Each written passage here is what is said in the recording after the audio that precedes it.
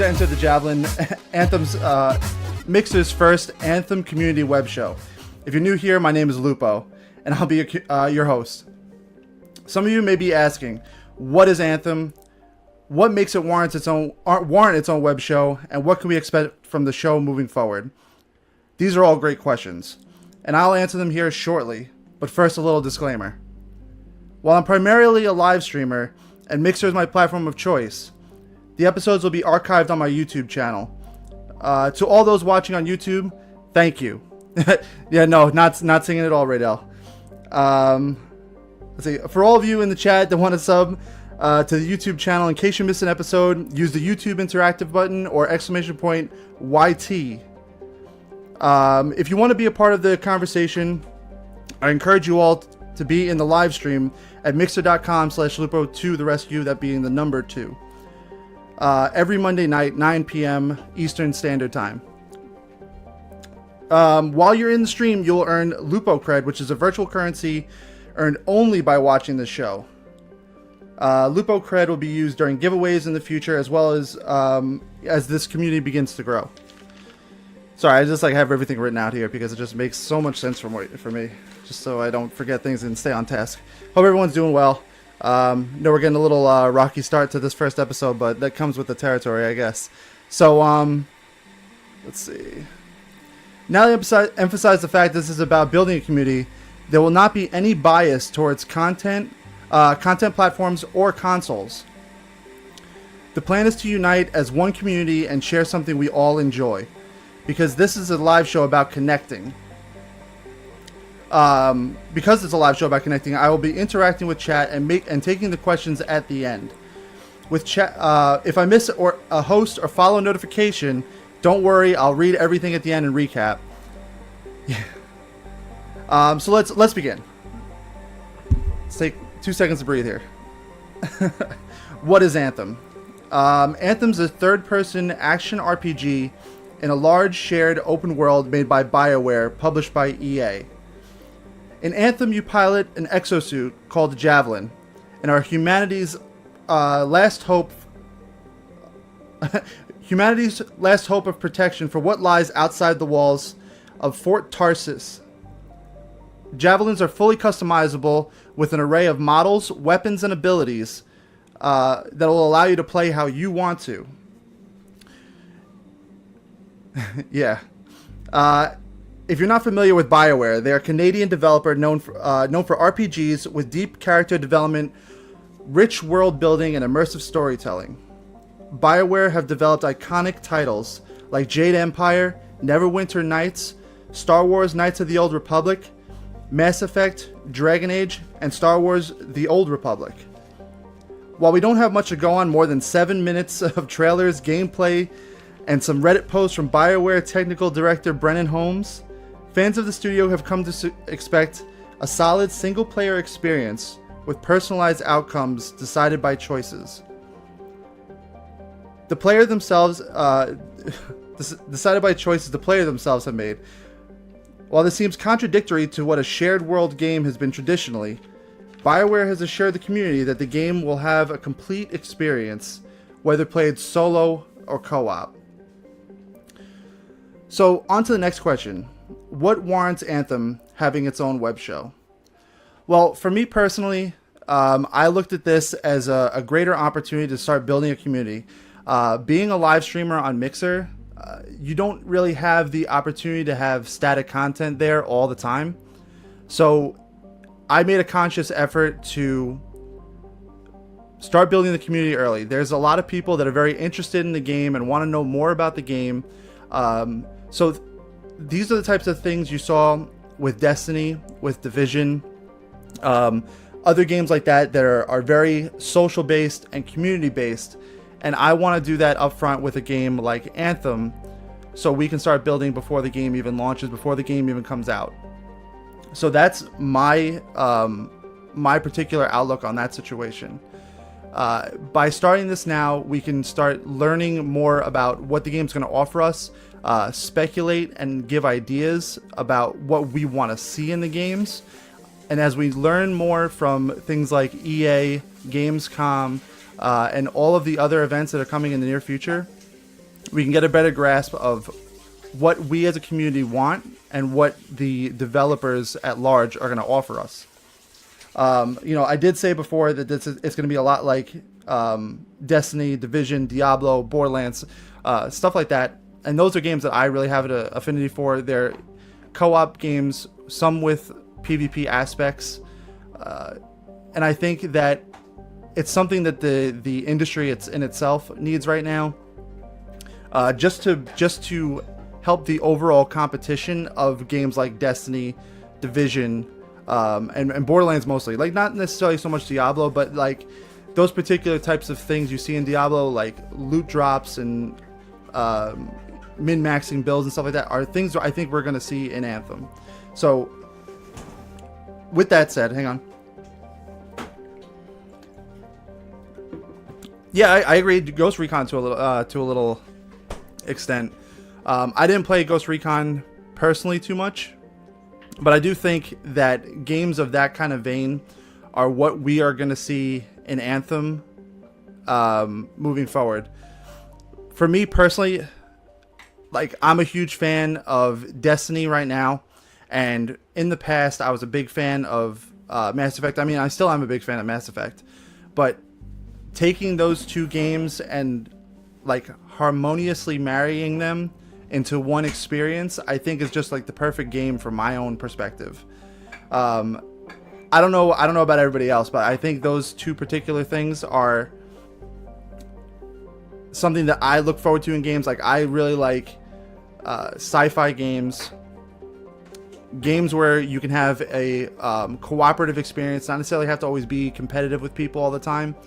And then be able to personalize your experience. Like, you'll see in this footage that's playing right behind me in a few minutes, that they show two of the classes that are the same, but they look different in their avatars or their pictures because they are utilizing different gear. So that was a big thing that Destiny missed in year one, that everybody ended up looking the same. Like, the way to maximize your level was all getting the same gear. So eventually all of the different classes look the same. Like, all of the warlocks look the same, and all of the titans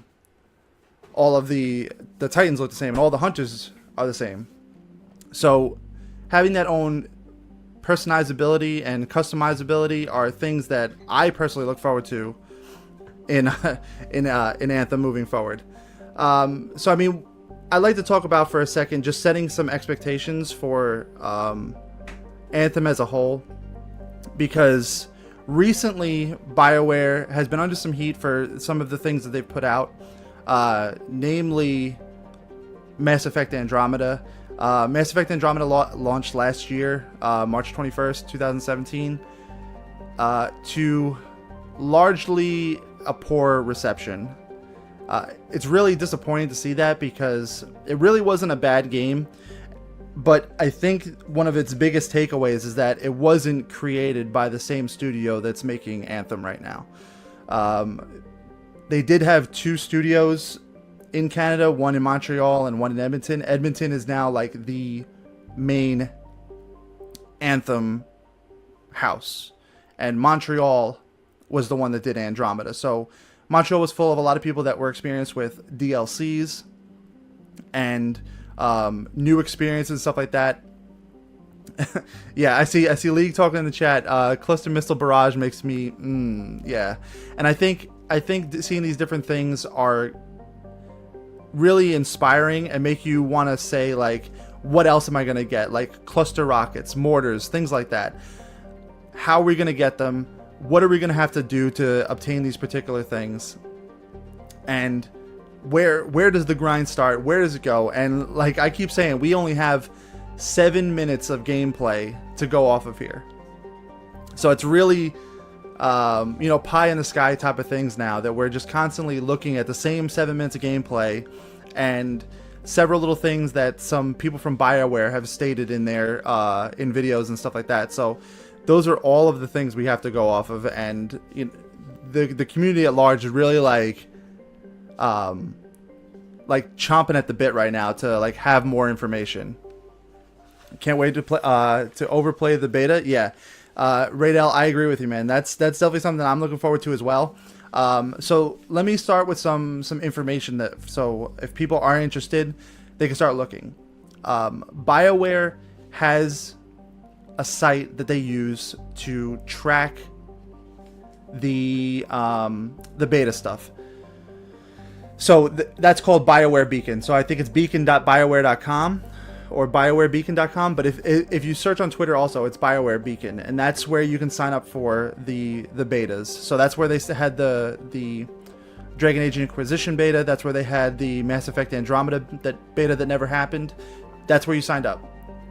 So if you look in the bottom here, I have all the interactive set up. You'll see the Anthem website. You'll see the Anthem subreddit, as well as their Discord. And that is a great place to hang out to kind of learn more information about the game. Yeah, thank you, Milk. Beacon.bioware.com.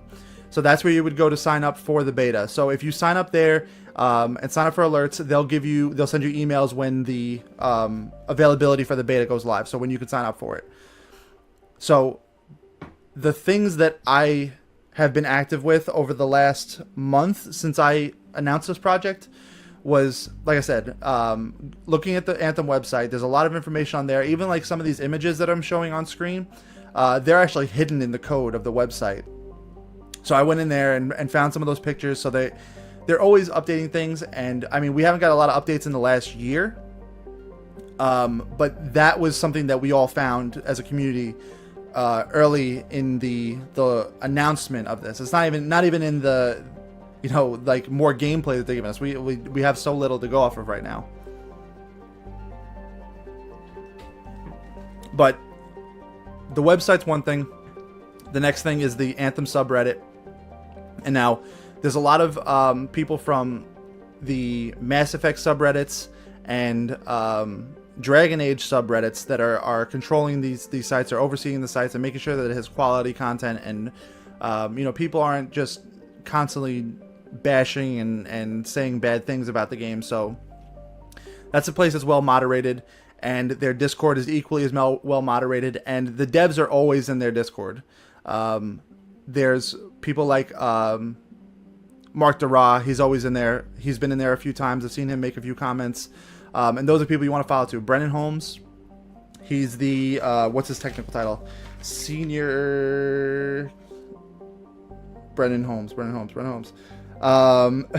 Technical design director, Brennan Holmes. But you have a lot of BioWare standouts have been there for a long time, and they're still supporting the project. Casey Hudson is now the GM. He was the godfather. I mean, he was really more like the father of Mass Effect. He kind of came up with the idea and said, this is what we have to do, and just, nurtured and nourished that idea all the way from inception to launch, and all the way through to Mass Effect 3 when the Shepard trilogy ended. So he is now the GM. He took over for Aaron Flynn last summer. People like Mike Gamble, he's still with BioWare, and he has a large thing to do with Anthem at this point. Like I said before, Mark Dara, and he was involved with the Dragon Age series. And Jonathan Warner is the game director of Anthem. And I'll post a lot more links in my Discord. I have the Discord link in the interactive buttons below. So if you guys are interested, like, I constantly update. I'm really passionate about this particular project. I want other people to be as equally as passionate about this as I am. So if you have an inkling of wanting to play this game, or you saw the trailer last year at E3 and you think it's really cool, like, tell me. I want to talk about it. It's something that I'm really excited about, and I want to share that excitement with other people. I want to make people more excited than what they already are. Thank you, Dark Life. But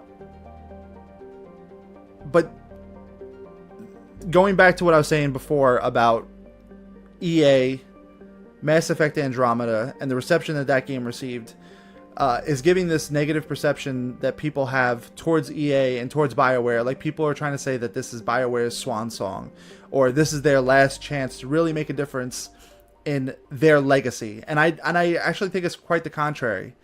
BioWare is a storied developer with a great history, a great legacy. they aren't necessarily worried about negativity that comes with this game, because I think they're going to put out something great. But that's just me, and I stand behind BioWare because of the games that I've played from them before. But they do need to lay some uneasiness to rest. Andromeda wasn't that game that a lot of people were expecting it to be. People wanted Mass Effect 4. They wanted the next Shepard, trilogy to continue, and that just wasn't the case. So people got Andromeda. It was a new series. It was new characters. They tried to cater to a new audience, and people didn't like that.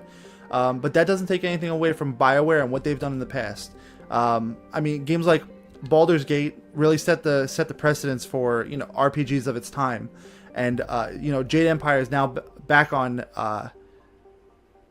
Xbox in backwards compatibility, that you can go and play an original game like that.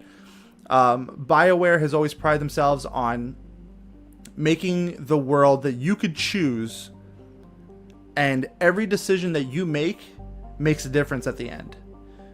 Now, we have really yet to see what we're going to get out of this shared world experience in Anthem, but some of the developers are assuring us that unique personalized experience is going to happen in a shared world game like Anthem.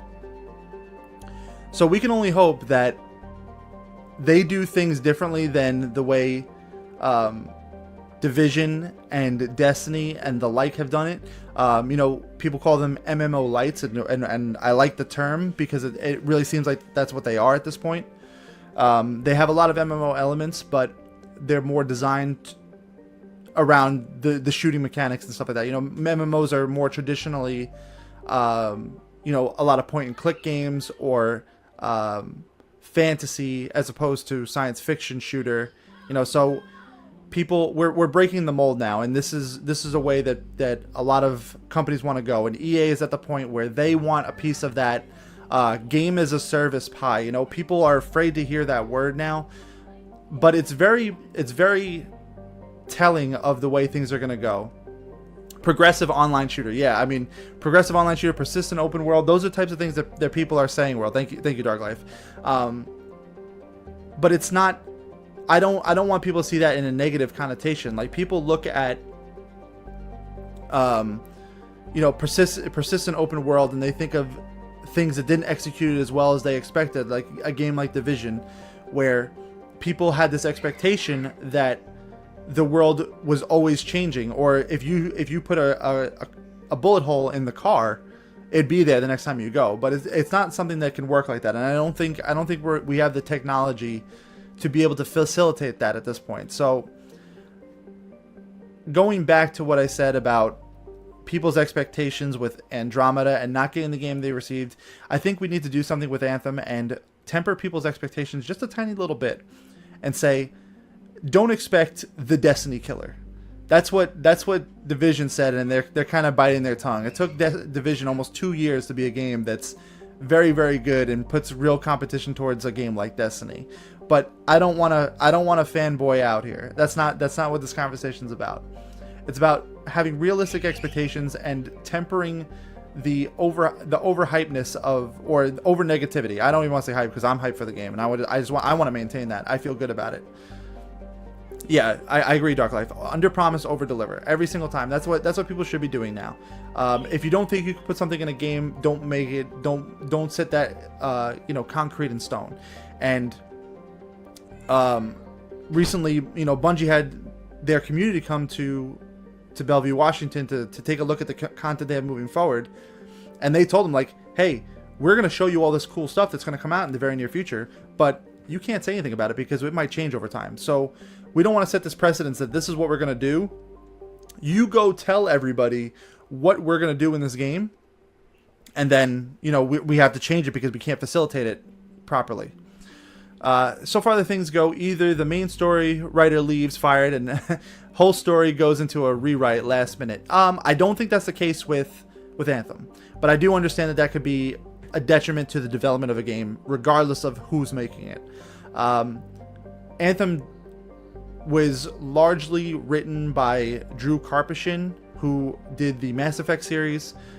He did some of the Star Wars Extended Universe novels and stuff like that. He had left at one point. They brought him back in for whatever reason. They're really undefined at this point what they brought him back for. I like to think that they brought him in to maintain canon. And, you know, as we're getting closer to writing being done in the game, he's gone left again to pursue his other goals. You know, Drew Karpyshyn is a very talented writer. He has many of his own series. He's done Star Wars. He's done Mass Effect, everything like that. So he's very accomplished at this point. So he wants to pursue his own avenues. He doesn't want to be controlled by one particular set of design, which I completely understand. But there's a lot of things that people like Brennan Holmes say in response to some of the things they see on Reddit, and there seems to be a lot in Anthem as we know it right now that isn't complete. So take that for the good or bad of it, that we're getting closer to the point where the game is getting ready to be at least demoed. If they're working on design decisions, that could be an issue that we're not as close as we'd like to be. Initially, at E3 2017, Patrick Soderlund said that we were going to have Anthem at the end of 2018. I don't remember them specifying whether that was going to be fiscal or calendar, but people have assured me he said calendar.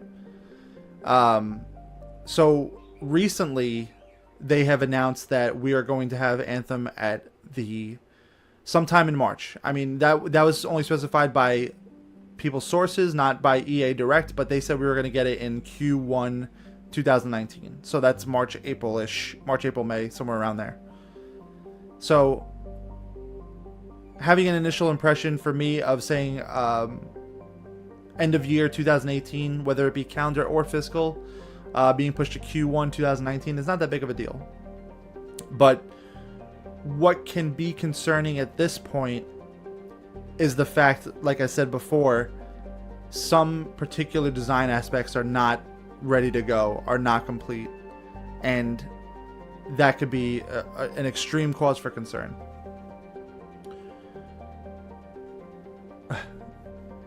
Q1 is end of March 2019. It depends on fiscal year. Like,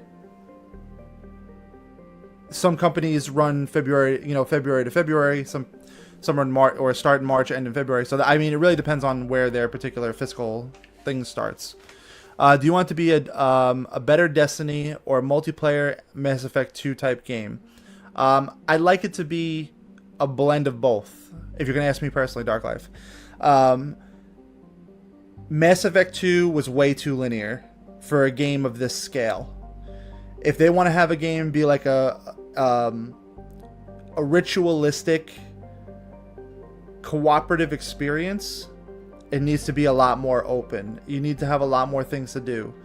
If you're directed down a specific path and saying this is where the game goes, and you're only going to one particular point, I think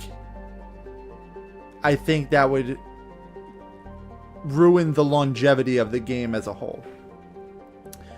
But like, if you're gonna ask me if I want it to be a better Destiny or a Mass Effect 2 multiplayer, I want it to be Anthem. I want them to take the ideas that they have and just make them work really, really well. iPhone. Hi. I got an iPhone. So what are your guys' thoughts?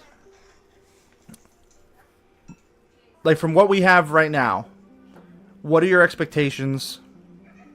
What do you think we could expect to see? Because I think there's a good foundation right now of saying this is what we could get.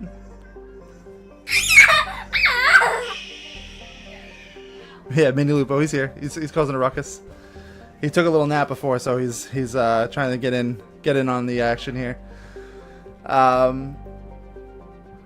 What would this game have to do to take the market share from similar games? I think exactly like you said before, Dark Life, is over-deliver on the under-delivered promises. That is the way to take the market share. There's been a lot of things from... we keep going back to the Ds, Division, Destiny. Those are the two games that are in closest vein right now.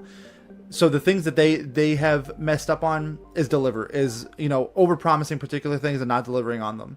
So if Anthem can under-deliver and under-promise and over-deliver, that'll bring a lot of market share. I think people are just waiting for new things. Maybe tired of Division, didn't like the style, don't really like the direction of Destiny, feel that it's a pay-to-win type of thing. Those are all on anybody's mind when it comes to those particular games. It seems like people really enjoyed Borderlands, which could be tied to a similar vein, but at the same time, there's not, like, for me personally, there's not enough customizability in Borderlands. I felt Borderlands was very good. I wish the first time I played Borderlands that I knew that there was like a real end game, like a real grindy type of end game to it, and I would have spent more time playing it in hindsight. Like I didn't find out of like a game as a service, like end game type of game until Destiny. That was my first experience for those types of things. So after playing Destiny is when I realized that Borderlands had the same thing. So I would have gone back. I shouldn't even say wanna or should. I should go back and try different things, and see what that particular endgame style is about. And it might give me a better appreciation for a game like Anthem, or know what I would want out of a game like Anthem. What type of content would they do? More of a heavy story, or will it be like Borderlands, or will it be like Titanfall story shoved in the background? I don't know. They say it's going to be as immersive as other BioWare titles, so I would think it'd be closer to the way Borderlands is, where you have all these extra things and you can kind of go do them as they be, but you have this one other linear path. And that's the one linear path. But then you have the other things like live events and raids and dungeons and all that kind of stuff. Like, those are the types of things that I think people that are playing in this vein want out of a game like Anthem. To answer Milk's question, how do you think they can make loot desirable? They need the I want that gun and I'll grind till I get it. They have to either randomize it, like the way that it was in Destiny 1 and some of the perks are in like Diablo and stuff like that, or you have to just have a massive loot pool and be able to know how to get certain things and then go out and get them. Once you take that desirability out of it, or make the grind too easy, people are going to lose interest unless there's a lot to do in the game. Which, if you make a game with a lot of cool stuff, like cool weapons and cool abilities and cool worlds and cool little events to do, it seems like it's tougher to go and have all this extra loot. So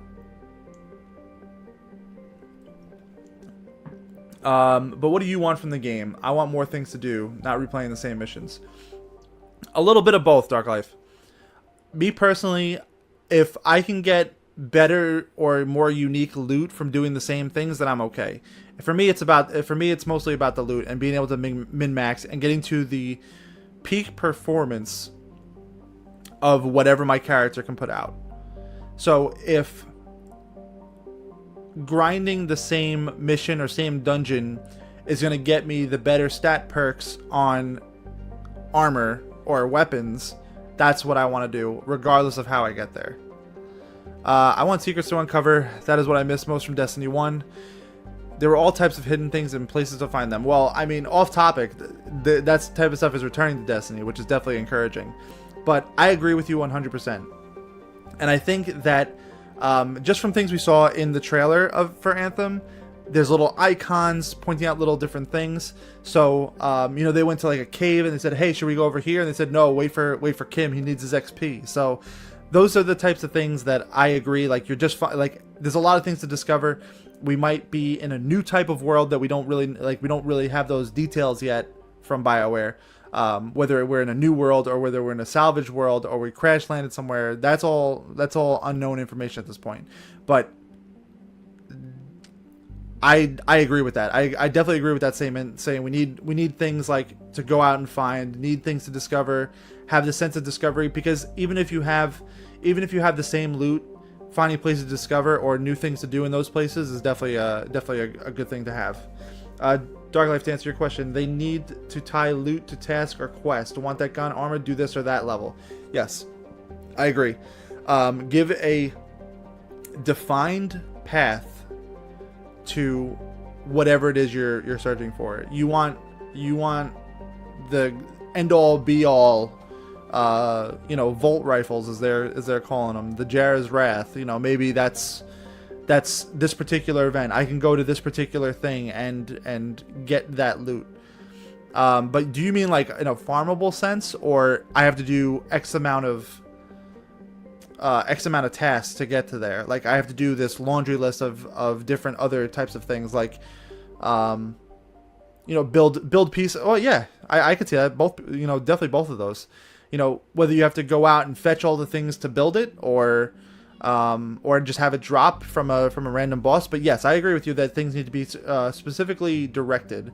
There should be a small pool of stuff that you can get pretty much anywhere, and that's pretty much how a looter shooter goes. But I agree with the directed, like the really, really good stuff, the stuff that you want, the stuff that's gonna say, hey, this was the coolest thing that I ever got. Like, give me the path to get there. Let me know that this is what I want to get. Like, let me know that this is how I get that thing that I really, really want.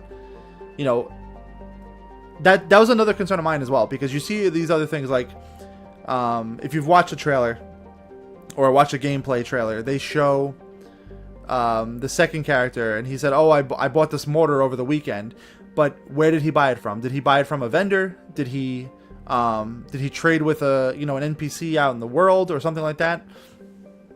Take ideas for loot from games like Skyrim. Yeah, that's definitely a thing that they're looking at too. Last time that BioWare had made like an actual mention of it, they were all heavily invested into games like Monster Hunter at the time.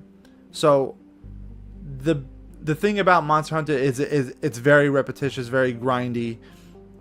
But you know where you have to go and what you have to do to get the thing that you need.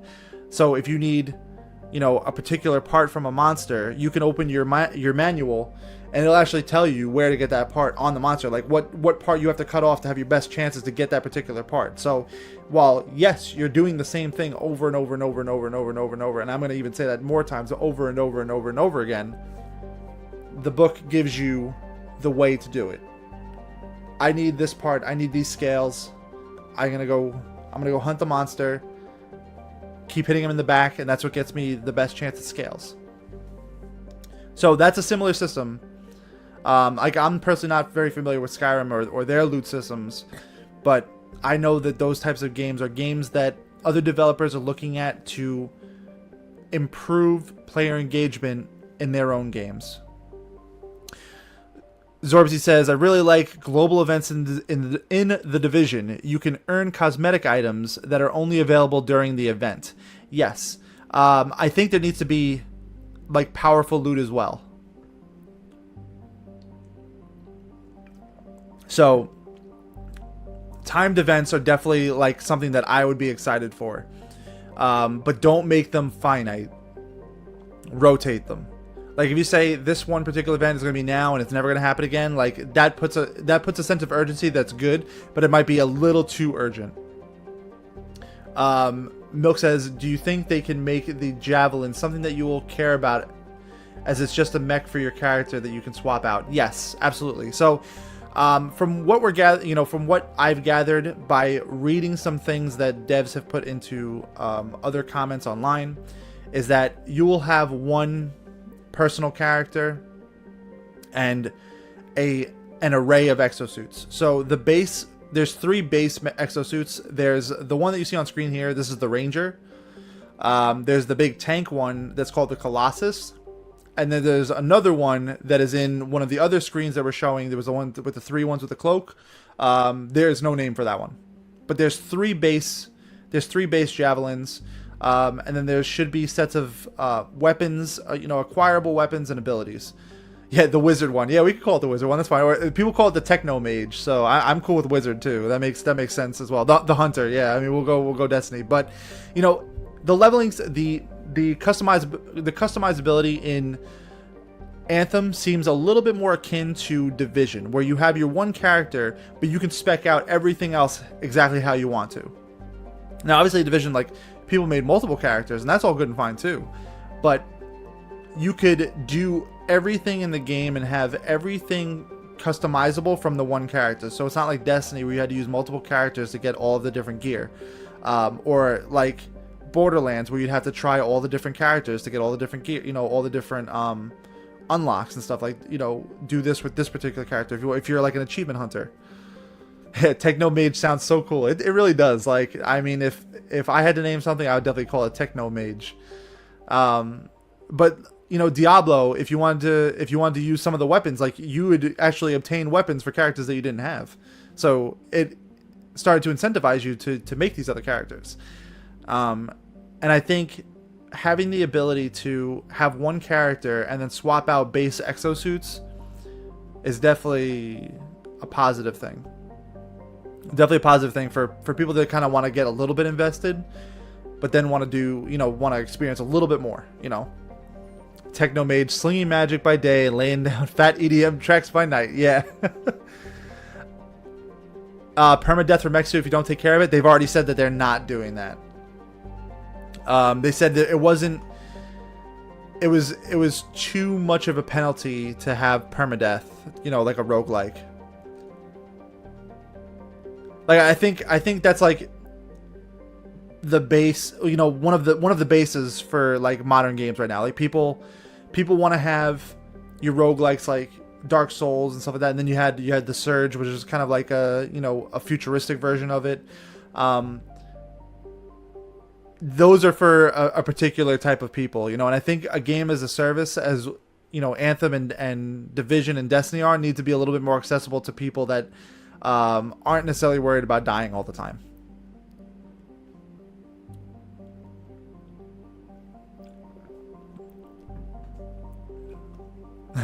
No one wants huge penalties, but gonna need some somewhere. Yes, I agree with that. Whether you have to travel a great distance to get back to where you were, or like Elder Phoenix says, repair costs. Yeah, that's absolutely a great way to do it. Like, so you're not necessarily being penalized in a sense, but you're diminishing rewards or something like that. So while repair course up front is a takeaway, but if you finish the activity, you do get something out of it. So at least, like, maybe you get something. Yeah, I mean, that could be a thing too. Is as Elder Phoenix says, not having a optimized system if you're damaged, not being able to use all of your gear. Think about seeing a mech 2 years old. Yeah, that's a thing too that people have brought up, is having like battle damage, like real life, a skin where you can show your damage. Like, maybe over time, like, you have the red mech suit, and then after you play for a year, you can have the damaged red mech suit, or weathered red mech suit. If it could reduce the damage percentage of your suit if you don't repair it regularly. Yeah, that could definitely be a thing. Like, you have shields or something like that, and your shield regenerator doesn't work as quickly if you've taken too much damage. That definitely makes sense.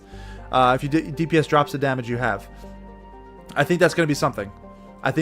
Because the way the base classes are set up, you you can kind of build around like the 3 base classes. So you have your DPS, you have your healer, and you have your tank or your aggro. And I think no matter which way you can look at it, so you have the Colossus, which is, you know, big and slow. You have the Technomage is fast and kind of, you know, might be weaker than the other classes. And then you have the Ranger who's balanced. So, but I think if you look at it that way and say every one of these 3 can be a DPS, but if you are a DPS, then you're gonna, you know, you're not gonna be able to be as strong or take as much damage or something like that. So if you can output, like, so you can, as a Colossus, you're big, you're strong, but let's say you have this giant Gatling gun that's gonna take out a lot of ads or something like that. But having the weight on it diminishes your defense. You know, that's something that's pretty cool too. If you look at the things like that. Think we will clan-based system. Radel, do I think that we will have a clan-based system? Yes, there will be clans. Nothing says awesome like a dud grenade dent on your face. That'd be pretty cool. That'd be like, I mean, like, not necessarily that I want to walk around with a dud in my face, but you know, knowing that I went through that battle is definitely something. Like, they need to reward you for doing specific things. So if you did this raid activity and, you know, the guy shoots acid, you know, maybe you have acid damage on your Javelin, you know, so you have the acid damage on your Javelin and people can know that you went through that fight, but you were victorious. You came out of it. You got the good stuff. Yeah, Bit, I see what you're talking about. Yeah, we're definitely Destiny 2 Warmind expansion tomorrow. So people that are watching this in the future, today is May 7th, tomorrow will be May 8th, the day Destiny 2 Warmind releases. Me being a big Destiny fan, that's something that I'm gonna put time into. And I think that's a perfect transition to saying, all right, we're gonna have one more question there. Do you think it'll revive it? Oh, Destiny 2? Yeah, I do. Maybe not immediately. But definitely in the future. Definitely, if this doesn't bring the people back, definitely the September expansion. Have battle scars as event history. I mean, that's definitely a cool concept. So we'll see where they're gonna take that. But 11 a.m. is the time everyone's able to play. Yeah, Bid. Actually, it's gonna be later. It's more like 11 PST because there's gonna be an update tomorrow as well. Step in the right direction, Elephants. Yeah, I agree with you. But where was that question I was just looking at? I had a transition that was gonna. Well, that's annoying. Yeah, it happens. So, you know, we're getting into we're crossing over here and talking about Destiny as well because it's a huge thing. It's a huge thing that we all will have been playing in place of games like this. So people are gonna ask me, what do I do to prepare for Anthem? If it doesn't help the game, we're about to do one. I mean, I don't know how you could. But PUBG, like, I don't have that kind of investment in PUBG. Like, I have fun playing PUBG, but it's just like when I'm done, that's it. Like, it's a day by day instance type thing. So people will ask the question, what do we do to prepare for Anthem? What are we gonna do in order to fill that time? A lot of people want to have something in place. Like, people are excited now. They want to go to the next step. They want to be ready for the next step. So I listen to any Anthem media that's out there. One of the things that I listen to a lot is the Freelancer Codex podcast. Now, it's 4 guys on the West Coast, and they have been doing it longer than anybody. Basically, they started right after E3 2017, and have basically been doing this podcast weekly for the last year. So they have 30-something episodes, and they've been discussing things. This most recent episode, they were kind of discussing playing other BioWare games, because one of them was, you know, very invested into BioWare games, and the 2 of the other ones had never played a BioWare game before. So That's definitely a thing. If you've never played a BioWare game and you're interested in Anthem, I would suggest going and playing a BioWare game. If you're going to ask me any BioWare game, I'd suggest playing Mass Effect 2. Mass Effect 2 is, to me, the quintessential sci-fi game right now. Dark Life, I agree with you, man. I think KOTOR is definitely a good place to do that, to get a good feel of how a BioWare game is going to be. I've never played the game. I have it somewhere, and it's on it's on backwards compatibility right now, and it's usually relatively inexpensive to pick that up. Yeah, and enhanced too. Agreed. Yeah, Bid. Anthem is a game. Bid's just come into the chat late today, but Anthem's a game that's coming out next March, made by BioWare, the makers of Mass Effect, Dragon Age, Knights of the Old Republic, and it's a game that's gonna be a shared world experience for a third-person shooter RPG. So it's very akin to Destiny and Division, Borderlands, games like that. So it's a game that I'm very excited for. It's a game that I'm going to be supporting on my channel for the foreseeable future, regardless of what kind of content we're going to get now, what kind of news we're going to get now. I'm going to be doing these web shows once a week for about an hour every Monday, just to kind of build a community, because people want to know, people want to talk about it, and I'm here to be that facilitator for people. But we'll go back to what I was saying before. So if you've never played a BioWare game and you're interested in Anthem, do that. Play one of the Dragon Ages. I'd say if you're into old school style RPGs, play Origins. I know I'm gonna get my Colossus stuck in the mud. Me too. So if you're into old school RPGs, play Origins. If you're into sci-fi, play Mass Effect. If you're trying to find a middle ground between everything and you like Star Wars, play KOTOR. If you want to play an online game, play third person or first person. It's a third person. Anthem's definitely a 100% third person. I think there might be some first person aspects to it, like zooming and stuff like that. Yeah, it does. It looks incredible, actually. It looks like super incredible. But other games that I'm going to be playing between now and March will be Destiny 2, quite obviously. I may look at Division 2 depending on release and what's around. I will test the waters on State of Decay for a little bit, because that's pretty close to where we are right now. Red Dead Redemption 2 in October. That looks pretty good. I will finish up all my achievements in the Mass Effect series, because I think I have 6 left. I think I have 6 achievements left. So 2, 3, and Andromeda. I have 6 left. I think I have 5 in Mass Effect 1. Probably gonna get it. Well, see when the DLC is out and I got max power for the week. You're not gonna hit max power by Friday. I'll tell you that much. If that's what you think, you're out of your mind. State of Decay might be a good little number. I agree, man. I think there's a lot of potential. The problem is that there's been reports recently of the game falling short where the first one did. My biggest issue with what I've seen so far is the lack of customizability. I'd rather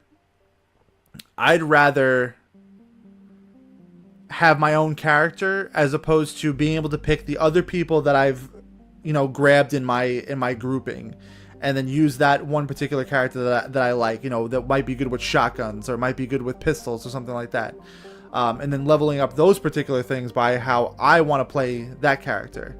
I don't think it's necessarily a bad way to do it. I just think that there's better things that they could have done with the personalizing the system in itself. So if they remaster Master Chief Collection, I may play that for a little bit. The way it stands right now, the game wasn't very good when it launched. I played it for a little bit recently, like maybe last year, but there's some inkling that they might remaster it and put it on PC, so that'd be interesting as well. So that's another thing too, is that I've been playing Destiny 2 on PC as well. So I'm a little bit more into PC games now. So I'd be a little bit more inclined to try other games on PC as well. So I have Dead Space. Oh, Dead Space is another one too. I'll do another playthrough of Dead Space at some point this year as well. Haven't touched Mass Effect Andromeda in a long time. Think they will bring out another game, or did they scrap it? If you read what Casey Hudson said about a month ago, and I'll put it in my Discord. I'll put it in the. Actually, it might be in the Discord already. Casey Hudson said about a month ago, that when he took over, he wasn't happy with the way that they had left it off, and he was hoping that they would be able to extend the story a little bit, and it just wasn't there. Just was no ability to. So he did say that in future iterations they're going to expand on the story of Andromeda. So he didn't say the series is dead like many people think. So I do think that Casey Hudson's gonna really bring that back to form, but Anthem's where everybody is right now. So Anthem's immediate. The next thing after that would be Dragon Age 4, because that is, from what I understand, confirmed. And then, potentially another Mass Effect. Permadeath in State of Decay 2, yes. So your characters have permadeath regardless of where you go. So if you're helping somebody else out, and your character dies there, it's dead on your plane as well. The big problem I saw with that is that there's no linear progression or a parallel progression. So if you're helping somebody do mission B, if you haven't done mission B yet, you don't get credit for mission B on your thing. That's an issue for me, because it's a lot about the co-op. So if you have like 4 people in your squad and you gotta do mission B 4 times, that's frustrating.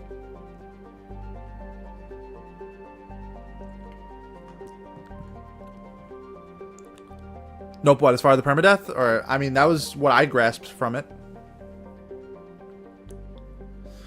Yeah. So I didn't even finish going over the partnerships that I had. So I have links in the bottom here. So while we have a little lull in conversation here. So, Tarsus Network is a fan forum that reached out to me when I first announced this project. And they are fostering a new community on a forum base that they've, show the person in your game is still in your game. Okay. I thought that was the other way around, but anyway, Tarsus Network, it's run by a group of people that run another squadron in Star Citizen. So they have one of the biggest clans or squadrons in Star Citizen, and they've taken a liking to what they've seen in Anthem already. So they're going to start building another community around Anthem. I will be a featured content creator on Tarsus Network, so that's another site that I'm partnered with and I back up, because I think they're doing a great thing over there as well. So if you guys are into fan forums and don't want to be part of like a Reddit type thing, which I completely understand, Tarsus.network is that site there. It was somebody just plugged the button there in a second. The other site that I'm partnered with, or partnering with, I don't know if you want to say partnered or partnering, is Anthem Insider. I've already been on his web show one other time before. So Anthem Insider is like a periodical site. So they're gonna have articles about the game, updates, anything that they're scouring from Reddit. Bags is gonna be on my show in 3 weeks on the 28th. So Bags is from Greece, so he'll be on my show the 28th. That's Memorial Day here in the States, but we're gonna do that a little bit late. So partner with that site. They're building a great community. They have devs in their Discord. So devs in their Discord. They have people from EA, community managers from EA in their Discord. So they're very in touch with what's going on with Anthem. And he spends pretty much day and night just working on growing the community. And like I said before, he streams on Twitch. His last show was on Twitch. Hi. So that's the thing that I want to make a very important thing, that the community, the Anthem community at large that I'm looking to support is not about one particular console, one particular streaming platform. It's YouTube, it's Twitch, it's Mixer, it's PlayStation, it's Xbox, it's PC. We're all one community here, and no matter where people want to play the game, I'm willing to, be a liaison for the community in general and the community as a whole. So wherever you want to play it, that's where I'd support you. I'm gonna be playing Anthem on PC and Xbox. So those are like the two main things that I'm gonna support. And if people want to get involved with clans and all that sort of stuff, I'm gonna have clans for both of them, PC and Xbox. I think that's everything that I got as far as like networks go and partnering. So those two things, Tarsus Network, Anthem Insider, are two big things that I'll be dealing with soon. I am going to reach out to some of the devs pretty soon to see where their ideas lie as far as a content schedule. Did you get that, bro? Yes. Oh my god, you got him so awesome. So there are people that have been reaching out to us already, the content creators and community members at large, and they seem pretty receptive to wanting to build something now, and I'm excited about that. So hopefully we can have them on here. I'll show you guys what we got lined up for the next couple weeks. Where we at?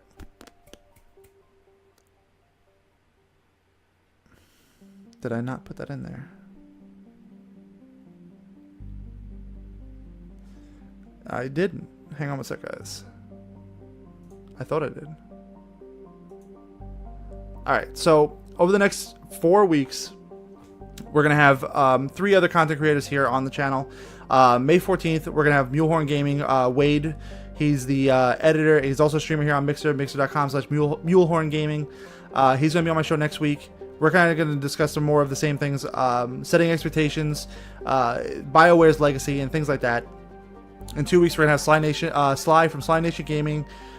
He is a YouTuber. He covers Destiny, Division, Mass Effect, and he's going to be covering Anthem on his channel. He's a small YouTube, but he maintains positivity with all of his content, and that's something that I can appreciate personally. So I'm super excited to have him on the show in 2 weeks. And then in 3 weeks, we're going to have Bags from Anthem Insider. And like I said, was just saying a few minutes ago, he runs the Anthem Insider site. He runs the Anthem Insider Discord. He has a Twitch channel, twitch.tv/betacake, and he's starting to grow a community on that particular platform. Now, I'm very excited to be, grouping with all these different content creators because they're all super excited for all the different projects that are going on. And I'm happy to be involved with these things and other different, Anthem projects. So I've been reached out to by the couple of websites. There's a few other people on Mixer that are going to be coming in here and having a few conversations. So that's other things that we're going to be talking about in the near future. That's about what I've got here for the night, guys, and I appreciate everyone hanging out. My Discord and Twitter are the two places to really connect with me and the Anthem community at large. If you want to stay in touch with me, that's the two places. Discord links, yeah, they're in the chat right there. Twitter.com/Lupo to the rescue #2. I'll be back next week, same time, 9 p.m. Eastern Standard Time, with Mulehorn Gaming on the show, and we're going to discuss any little tidbit of news we get. In 35 days, we're going to get a little bit more stuff from E3 and EA Play, because that's where they're going to showcase Anthem next. I would expect to see a gameplay demo at bare minimum and another trailer. That's setting the expectations as low as absolutely possible. I think at this point, after a year of not seeing anything, like this trailer I'm showing here, this is from a year ago. The trailer I showed at the top of the show is from a year ago. So we only have these couple visuals from a year ago. That this is what we have to work with right now to, showcase what this game has to offer right now. So for all we know, everything from then to now has changed. I would like to think not so much, and they say that the graphics haven't been downgraded since this trailer at all, which is very encouraging as well.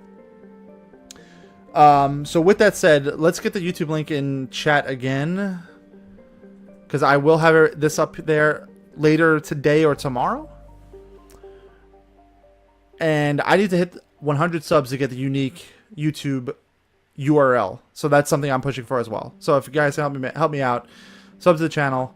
If you ever gonna miss an episode, I will have everything archived on that site as well. That's really all I got today.